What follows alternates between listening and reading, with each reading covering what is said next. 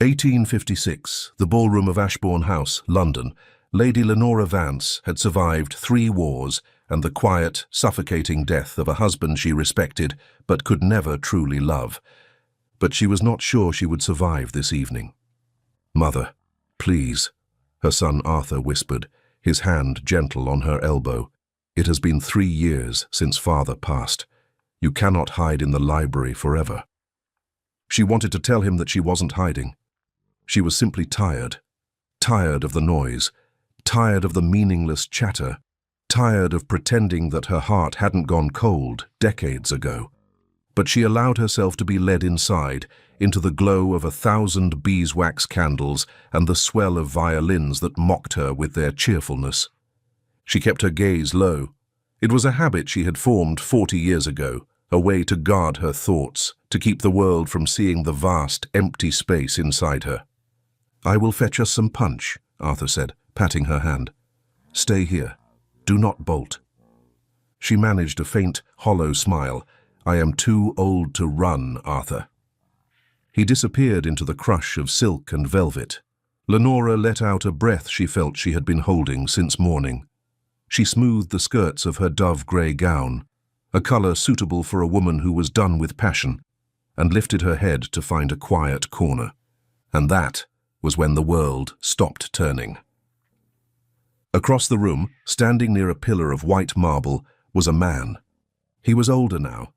The years had etched lines of silver into his temples, and his shoulders carried the broad, heavy set of a soldier who had seen too much of the world's cruelty. He wore the evening black of a gentleman, but he stood with a rigidity that screamed of war. Lenora's heart gave a single, violent kick against her ribs. It was impossible. It was a cruelty of the mind, because she knew that face. She knew the impeccable auburn hair, now frosted with time, but still parted deep to the side, exactly as it had been when they were 20. She knew the sharp, clean-shaven jawline that she had traced with trembling fingers a lifetime ago, and, dear God, she knew the eyes. Striking, piercing light blue, eyes that had once looked at her with an adoration so fierce it terrified her. He turned, he looked past the dancing couples, he looked past the laughing debutantes. He looked directly at her, and in the space of one heartbeat, the music died. The heat of the ballroom evaporated, replaced by a biting wind that smelled of damp earth and a goodbye that had shattered her life. She wasn't standing on polished parquet floors anymore. 1815, the estate gates, Sussex.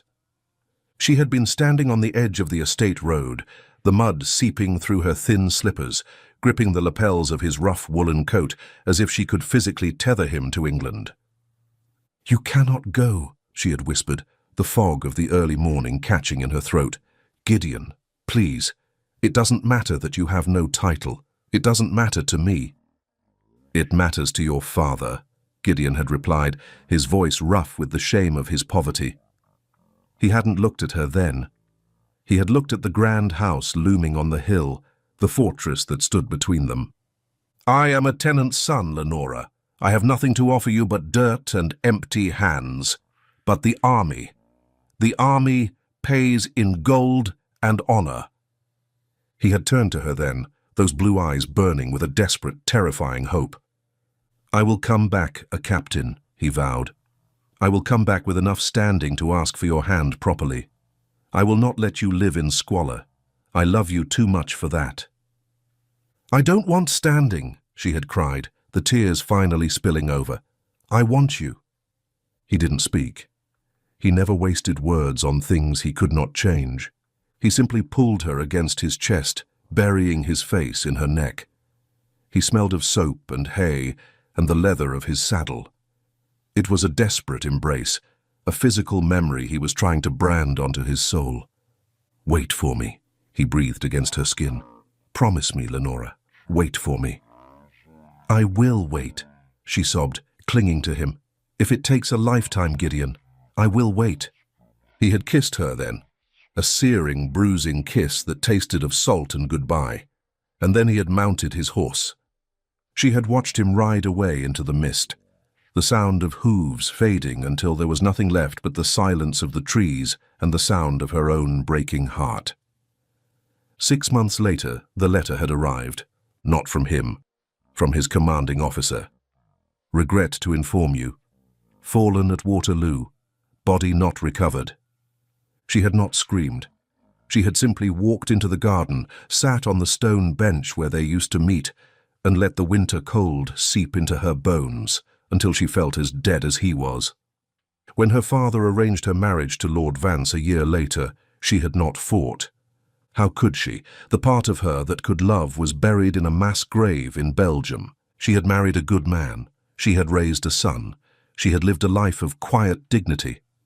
But she had never truly been alive again. The chandeliers flared back into stinging clarity. The mist was gone. The smell of hay vanished, replaced by the cloying scent of lavender perfume and wax. But the pain, that ancient dull ache in the center of her chest, was suddenly sharp enough to cut glass. Because the man with the auburn hair was not dead in Belgium. He was standing 20 feet away, holding a crystal glass that looked fragile in his large hand. Gideon. He was alive. He had been alive for 40 years. And across the crowded room, as his blue eyes locked onto hers, Lenora saw the glass in his hand slip. It shattered against the floor. The sound was sharp and terrible, silencing the conversations nearby. But neither of them looked at the broken glass. They simply stared at one another, two ghosts who had forgotten how to haunt, suddenly forced to remember how to breathe.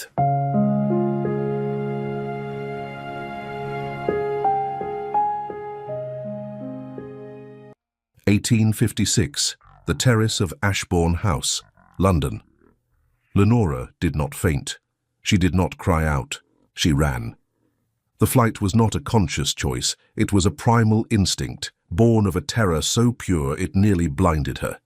She turned from the marble pillar, her skirts swirling around her ankles in a rustle of frantic grey silk, and pushed blindly through the crowd. "Mother?" Arthur's voice called out somewhere behind her, confused and distant.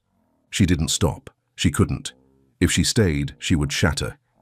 The air in the ballroom had become too thin, too hot, filled with the ghosts she had spent 40 years burying under layers of duty and silence.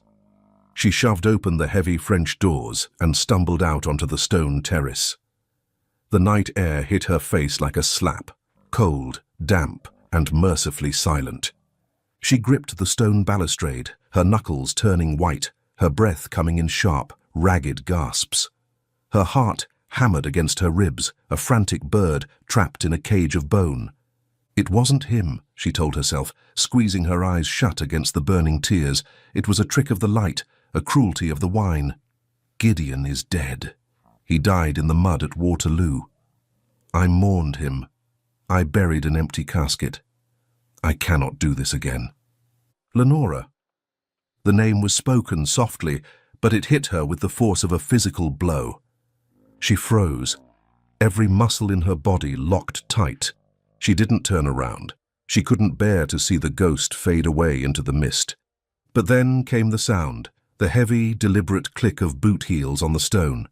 The sound of a man who walked not with the hesitation of a memory, but with the weight and presence of the living. I did not mean to frighten you, the voice came again. Deeper now, rougher, but unmistakably, terrifyingly his. Lenora turned slowly, her hand flying to her throat to stifle a sob. He was standing in the shadow of the doorway. Up close, the toll of 40 years was visible. The lines around his eyes were deep, carved by sun and sorrow. His auburn hair was threaded with iron grey.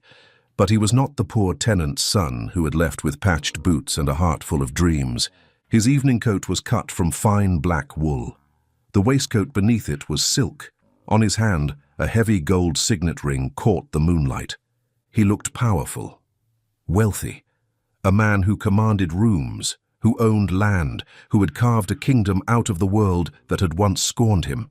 But his eyes were still the eyes of the boy who had held her in the rain, and they were filled with a devastating, quiet grief that mirrored her own. "You run as fast as you ever did," he said, a faint, sad smile touching his lips, as if the memory hurt him.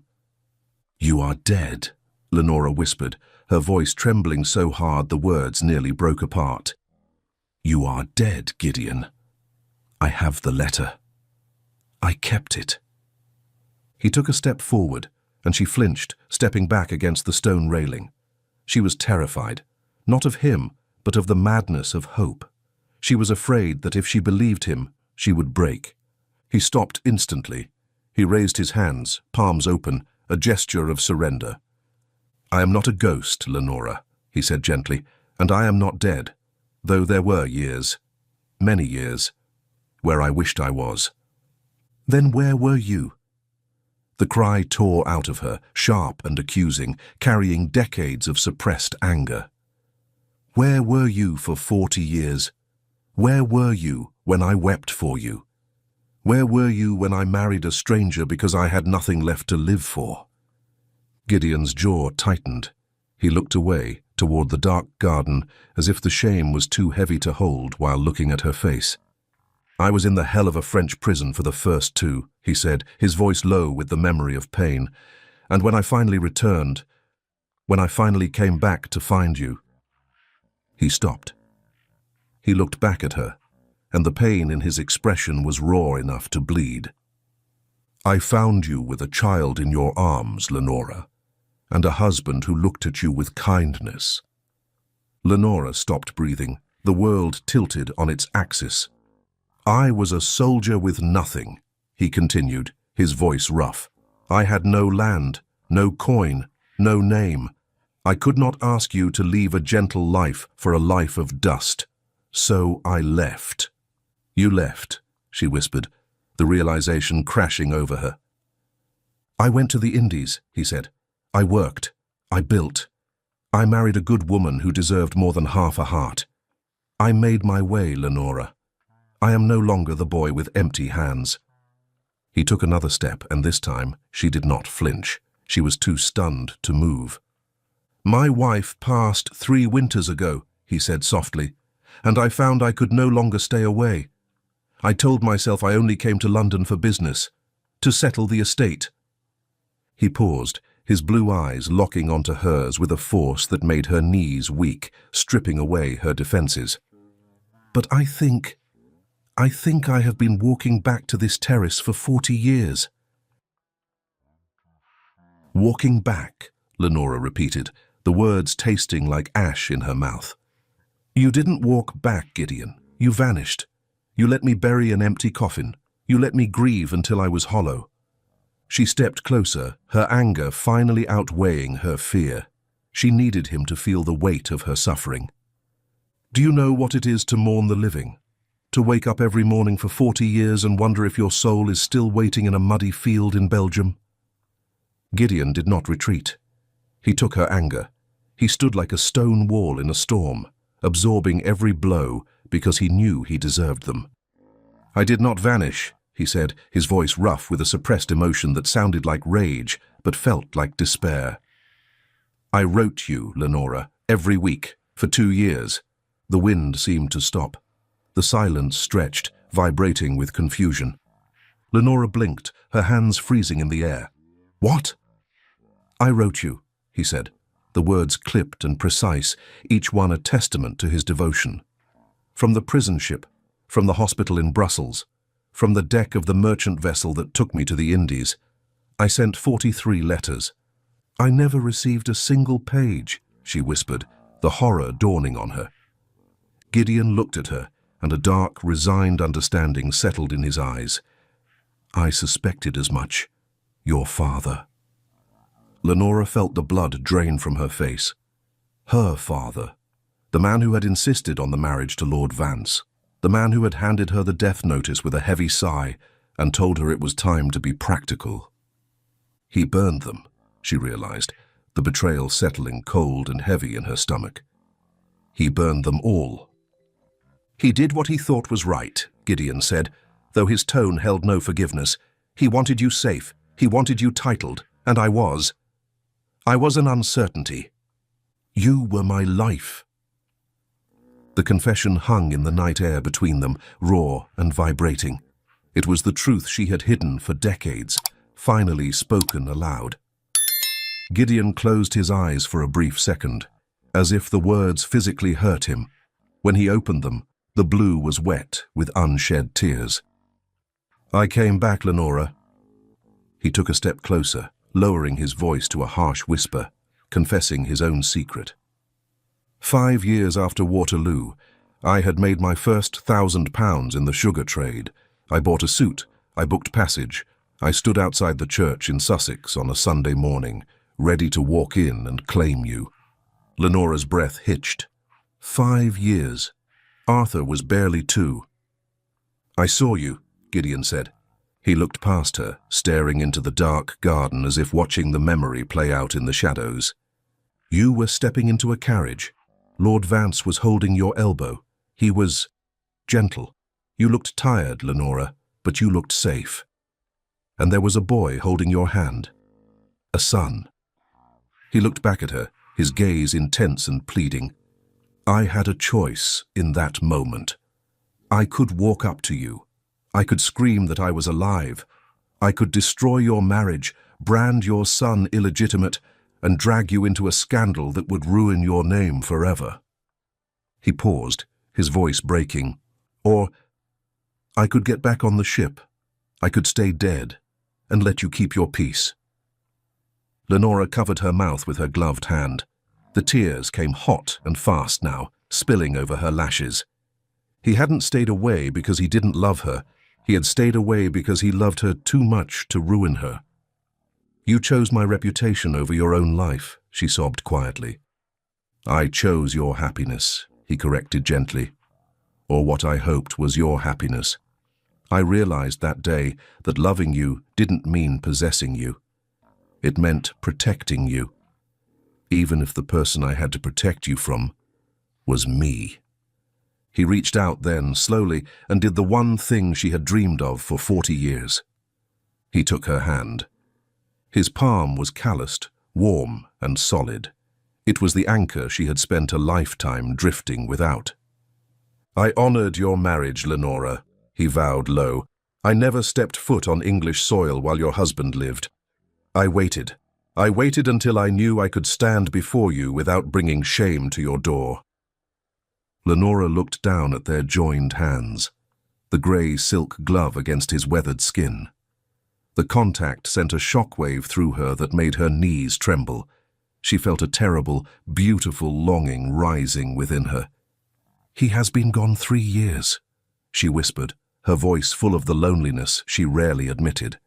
"And I am so lonely, Gideon." Gideon's thumb brushed over her knuckles. A gesture so small, yet so intimate it felt like a kiss. "I know," he said. "So am I." The door to the ballroom creaked open behind them. They sprang apart like guilty teenagers. "Mother," Arthur's voice came from the doorway, sounding concerned. "The carriage is brought round. Are you unwell?" Lenora smoothed her face. She wiped the tears with a lightning-fast motion she had perfected over decades of hiding. She turned to her son. "I am fine, Arthur. Just the heat." She looked back at Gideon one last time. He had stepped back into the shadows, his face unreadable, his hands clasped behind his back. He gave her a barely perceptible nod, a silent promise that this was not the end. "I am not leaving this time."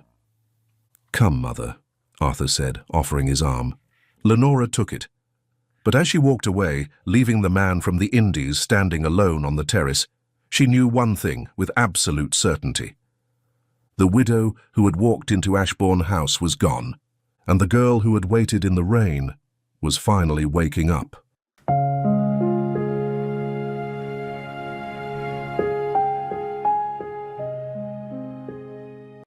The next day, the Vance estate, London. Morning light was cruel. Candlelight was forgiving. It softened edges and blurred the years. But the grey London sunlight pouring through Lenora's dressing-room window offered no such mercy. Lenora sat before her vanity, staring at the stranger in the glass. She touched her cheek. The skin was soft, but it was no longer tight. She traced the fine map of lines around her eyes, markers of laughter she couldn't remember, and tears she couldn't forget. She looked at her hair, which her maid was pinning up. The golden blonde of her youth had faded into the color of dried wheat, threaded with silver. A wave of nausea rolled through her. He remembers a ghost, she thought, terror gripping her heart. He remembers a girl of 19 with flushed cheeks and bright eyes. He does not know this woman. She felt foolish. Worse, she felt exposed. Last night on the terrace, in the dark, with the adrenaline of the shock, she had felt timeless. But here, in the cold quiet of her widow's home, she felt every single one of her 60 years. "You were quiet today, Mother," Arthur said from the doorway. He was leaning against the frame, holding the Morning Post. He looked so much like his father, solid, practical, kind, a man who understood ledgers, not poetry. "I am tired, Arthur," she lied, standing up and smoothing her day dress of dark lavender wool. The ball was taxing. "Well, you have a caller," Arthur said, frowning slightly at a card in his hand. "Though I admit I do not know the name. A Mr. Gideon West. He says he has business with you." Lenora's heart stopped. Then it restarted at a gallop that made her hands tremble. She gripped the back of her chair to steady herself. "Show him to the drawing room." "Mother?" Arthur stepped closer, sensing her agitation. "Who is he? He does not look like the sort of man who visits for tea. He looks military." "He is an old acquaintance from Sussex," she said, her voice sounding far steadier than she felt. "From before I knew your father. Please, Arthur, the drawing room." The room was filled with porcelain, embroidered cushions and delicate tables, a feminine, fragile space. Gideon looked like a storm cloud trapped inside a jewelry box. He was standing by the fireplace, hands clasped behind his back, looking too tall, too broad, and too vividly alive for the pale room. In the daylight, his wealth was even more apparent. His coat was impeccably tailored, his boots polished to a mirror shine. But when he turned at the sound of her entry, Lenora saw the hesitation in his eyes. He was afraid, too. He was terrified that the daylight would reveal him as unworthy, just as she feared it revealed her as old. Arthur stood by the window, playing the chaperone, his arms crossed, watching this stranger with protective suspicion. "Lady Vance," Gideon said, bowing low. His voice filled the room, deep and resonant, stirring memories she had thought dead. "Mr. West," Lenora replied. She walked to the center of the room, but did not sit. If she sat, she might not be able to stand again.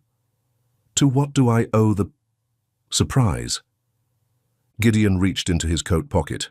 "You dropped this," he said softly. He held out a grey silk glove. It was the glove she had peeled off on the terrace so he could hold her hand. She hadn't realized she'd left it behind. He stepped forward to hand it to her. Lenora reached out. For a brief second, as the silk passed from his hand to hers, his fingers grazed her palm. It was barely a touch, but the electricity of it jolted through her arm, warm and undeniable. "I did not want a servant to mishandle it," he said, his eyes locked on hers. The intensity of his gaze told her what his words could not. "I did not want anyone else to touch what belongs to you." "Thank you," Lenora breathed, clutching the glove like a lifeline. "I also came," Gideon continued, glancing briefly at Arthur before returning his gaze to her, "to ask if you might allow me to call on you properly. Perhaps a walk in the park. The weather is mild." Lenora froze. She felt the weight of the mirror from upstairs pressing down on her. "Look at him," her mind whispered. "He is powerful. He is striking. And you are fading." "I am a widow, Mr. West," she said, her voice dropping. "My life is very quiet. I do not entertain much." "Go away," she was pleading silently. "Go away before you see me clearly and realize you made a mistake." Gideon didn't move. He studied her face, not with judgment, but with a reverence that made her throat tight. "I have had enough noise for one lifetime, Lady Vance," he said softly. "Quiet is all I seek." He waited. The clock on the mantel ticked loudly. Arthur stepped forward, sensing the tension. "Mother?" Lenora looked at the glove in her hand. She looked at the man who had crossed oceans and endured prisons just to stand on her rug. She looked at his blue eyes and saw that he wasn't looking at her wrinkles. He was looking at her. "Tomorrow," she whispered. Gideon's shoulders relaxed as if he had been holding up the ceiling. "Tomorrow," he repeated. He bowed again to her, nodded stiffly to a confused Arthur, and walked out. Lenora sank onto the sofa, pressing the grey glove to her chest, her heart beating like a drum of war. 3 days later, Hyde Park, London. "I'm going for a walk, Arthur," Lenora said, pulling on her grey gloves in the foyer. Arthur looked up from the morning papers, his brow furrowing. "Alone?" "Mother, the wind is biting. Let me call for the carriage. I will accompany you." Lenora paused with her hand on the door latch. She looked at her son, this grown man who loved her, but who had spent the last 3 years treating her like a piece of fragile porcelain that might break if left unattended. "I am a widow of 60, Arthur," she said, her voice soft but edged with a steel he hadn't heard in years. "I do not need a nursemaid, and I do not need a chaperone." "I only meant—" "I know what you meant," she interrupted gently. "But I have spent a lifetime doing what is expected. Today I should like to do what I want." She opened the door before he could argue. "I will be back for tea." Hyde Park. She found him near the Serpentine Gate, standing under an oak tree that had already lost half its leaves to the coming winter. Gideon was not pacing. He was still. He stood with his hands clasped behind his back, watching the grey water, waiting with the patience of a man who had mastered the art of time. When he heard her footsteps on the gravel, he turned. He didn't bow formally this time. He simply looked at her, and the relief that washed over his face, the sheer naked gratitude that she had actually come, made Lenora's breath catch. "You came," he said. "I said I would," Lenora replied. She stopped a few feet from him. They were alone. The park was quiet, save for a few distant riders. There was no sun to watch them, no society matrons to whisper, just the wind and the water. "Shall we walk?" he asked. "Yes." They fell into step together. For a long time, neither spoke. But it wasn't the heavy silence of strangers. It was the comfortable silence of two people who had already said the most important things 40 years ago. "My son wanted to come," Lenora said suddenly, watching her boots kick up the fallen gold leaves. "He thinks I am too old to walk alone. He thinks I am fragile." Gideon made a low sound in his throat, half laugh, half scoff. "Then he does not know you," Gideon said. "Fragile things break, Lenora. You survived." He glanced at her sideways. "I have seen women break from less than what you endured. A false death, a forced marriage, a life of silence. It takes a spine of iron to carry that with grace." Lenora felt a flush of warmth rise in her cheeks. No one had ever called her strong. They had called her dutiful. They had called her obedient, but never strong. "I didn't feel strong," she whispered. "I felt numb." "Numbness is a shield," Gideon said. "I wore it too. In the Indies, when the heat was unbearable and the work broke my hands, I didn't think of you. I couldn't. If I had let myself remember the smell of your hair or the way you laughed, I would have laid down in the dirt and died." He stopped walking. Lenora stopped with him. "We are two survivors, Lenora," he said quietly. "We are battle-scarred. We are grey, but we are here." He turned to face her fully. "And I find," he said, his blue eyes searching hers, "that I prefer this version of you. The girl at the gate was sweet, but the woman standing here, she is magnificent." Lenora felt the ground beneath her shift, not from the earth moving, but from the sheer weight of his honesty. She looked down, suddenly shy, feeling a fluttering in her chest she hadn't felt in decades. "The path is uneven here," she murmured, grasping for something practical to say because her heart was beating too fast. Gideon didn't step back. He stepped closer. He offered his arm, not stiffly, as he had in the drawing room, but warmly, invitationally. "Then lean on me," he said. Lenora looked at his arm, a thick black wool sleeve covering a limb that had built a fortune from nothing. She reached out. She slid her hand into the crook of his elbow. He didn't just let it rest there. He covered her hand with his own, his large, warm fingers pressing over her glove, locking her against his side. "I have you," he said softly. And as they walked on, arm in arm under the grey London sky, Lenora realized she wasn't just walking in a park. She was walking back to herself. 2 days later, the library of the Vance estate. The rain had returned. It lashed against the tall library windows, blurring the London street outside into a smear of grey and charcoal. Inside, the fire was low, casting long, dancing shadows against the walls of books that Lenora's late husband had collected, but rarely read. Lenora sat in her wing-back chair, a book open on her lap, though she had not turned a page in an hour. She was waiting. Gideon had sent a note that morning, "I must speak with you, alone." The brevity of it terrified her. When the door opened and the maid announced him, Lenora stood up too quickly. The book slid from her lap to the floor with a heavy thud. Gideon entered. He was wet from the rain, his heavy greatcoat was dark with dampness across the shoulders, and he held his hat in his hands, turning the brim in a slow, nervous circle. He did not smile. "Leave us," Lenora told the maid, her voice steady despite the sudden coldness in her hands. The door clicked shut. "You are soaked," Lenora said, stepping toward the bell pull. "Let me ring for tea.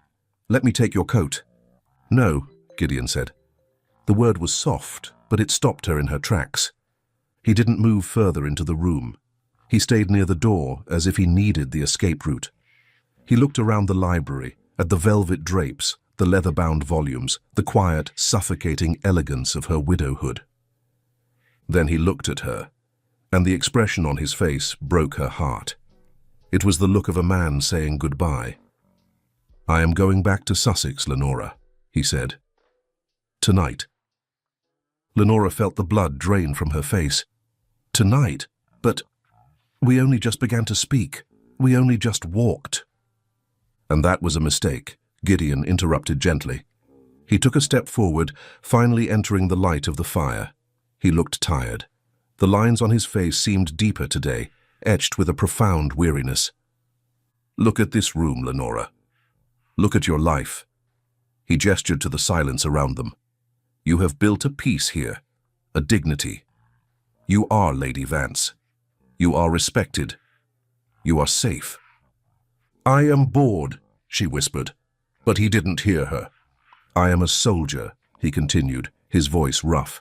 "I am a man of trade and dirt and noise. I have spent 40 years fighting the world to carve out a place in it, and when I am near you, I bring that noise with me. I disrupt you." "I have not complained of disruption," Lenora argued, her voice rising. "You wouldn't," he said sadly. "You are too kind, but I see it.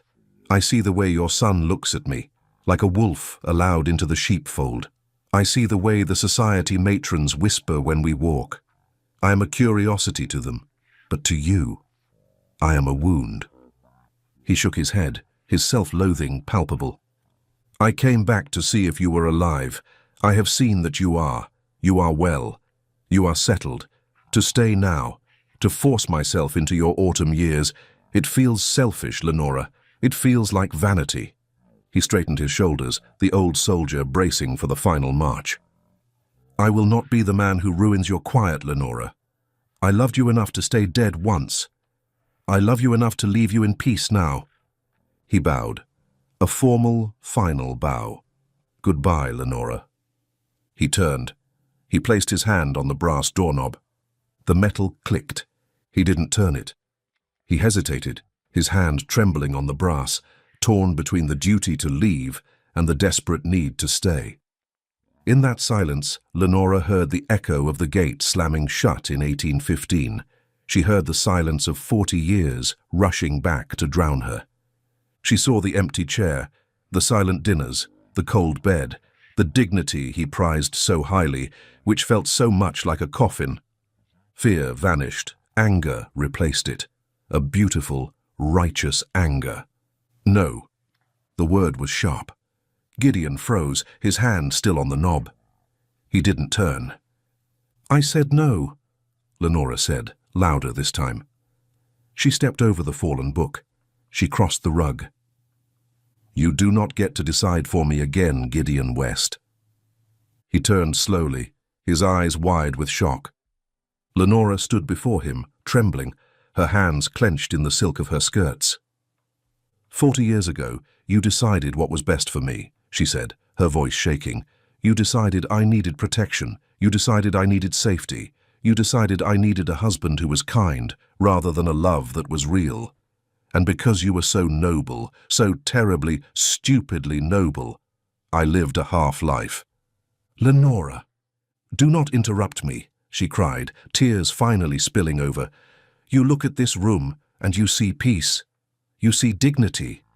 She gestured wildly at the velvet drapes. "This is not peace, Gideon. It is a waiting room. I have been sitting in this room for 40 years, waiting for something to make my heart beat again." She stepped closer, invading his space, forcing him to look at her. "You say you disrupt me? Good. Disrupt me. I am sick of the quiet. I am sick of the safety. I don't want to be Lady Vance, the dignified widow who fades into the wallpaper. I want to be the woman who walks in the leaves with you." She reached out and grabbed the lapels of his damp greatcoat, gripping them just as she had when she was 19. "My peace was a lie, Gideon," she whispered, her voice breaking into a sob. "Do not leave me to it. Do not you dare walk out that door and leave me to die in this silence." Gideon stared down at her. The restraint in his face cracked. The noble soldier crumbled, and the man underneath, the man who had yearned for her across oceans and decades, broke through. He made a sound, low in his throat, like something tearing, a groan of pure, defeated longing. "Lenora," he groaned. He didn't open the door. He let go of the knob. His hands came up, hesitating for a fraction of a second, battling his own unworthy conscience before he surrendered. He wrapped his hands around her, pulling her violently against his chest.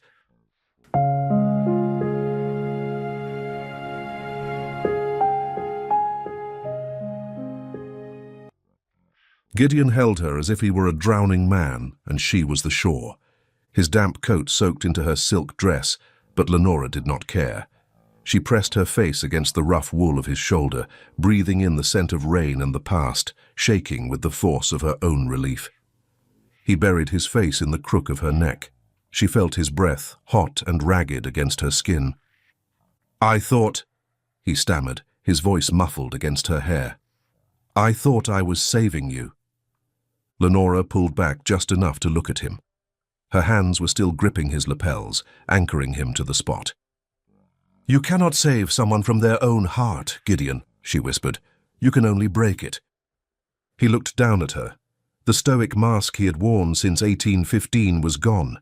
His blue eyes were open, unguarded, and filled with a love so vast it terrified her.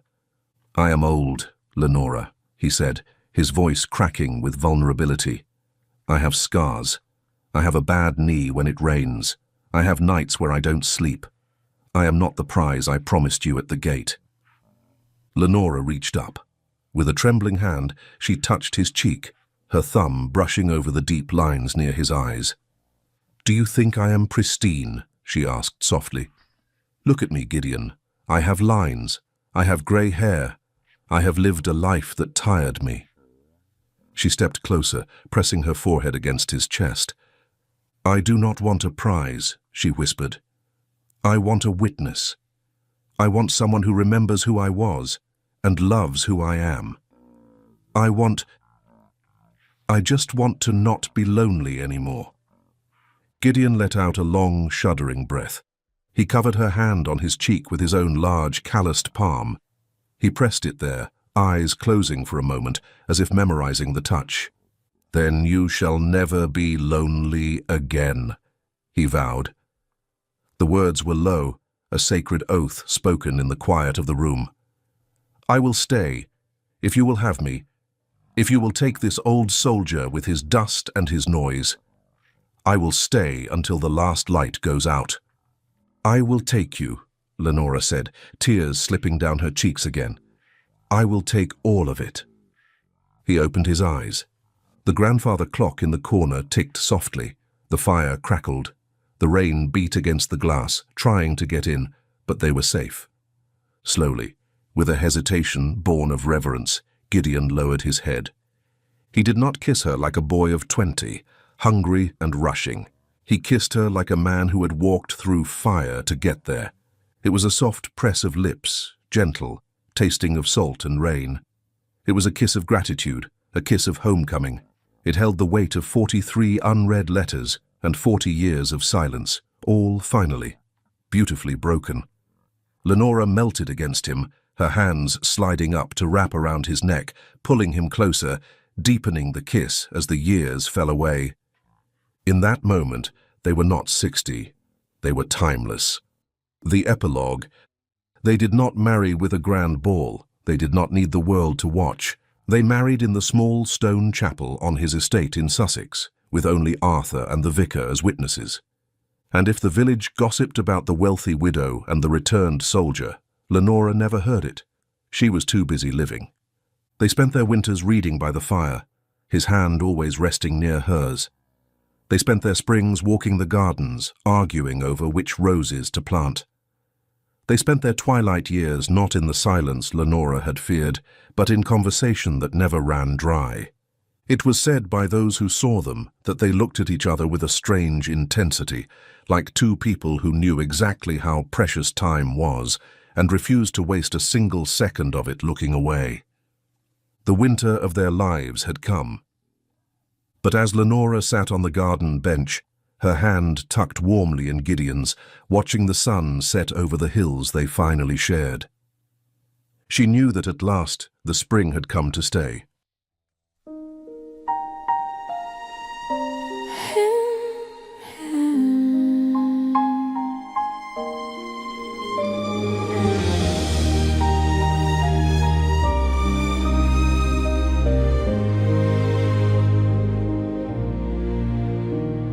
The chandeliers were trembling, the years were in my hands.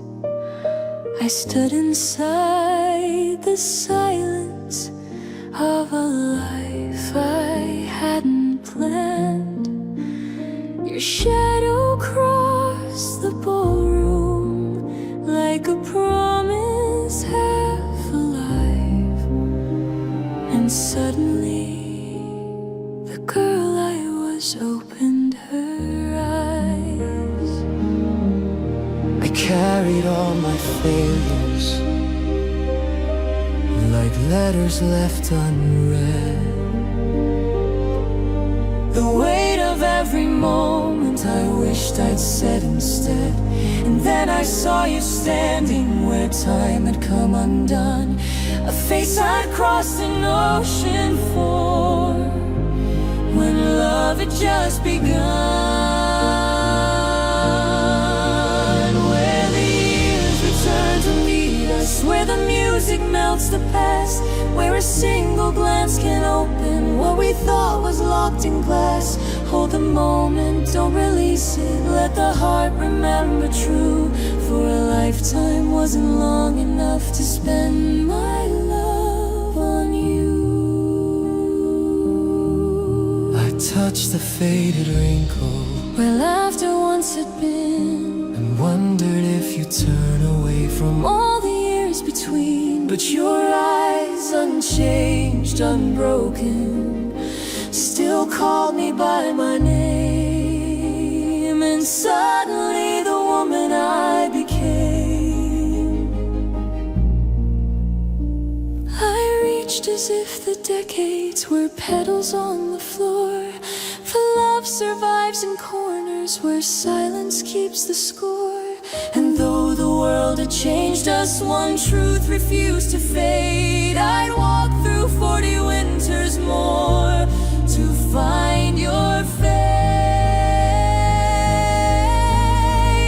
Where the years return to meet us, where the music melts the past, where regret turns into softness and forgiveness blooms at last. Take my hand, no fear will lead us, only everything we knew. For a lifetime wasn't long enough to spend my love on you. After everything, you came back. I never stopped trying to. And we're here again. Where the years return to meet us, where the music breathes our names, where the hurt becomes a memory and the hope outlives the flame. Let the world fall soft around us, let the lost become the true.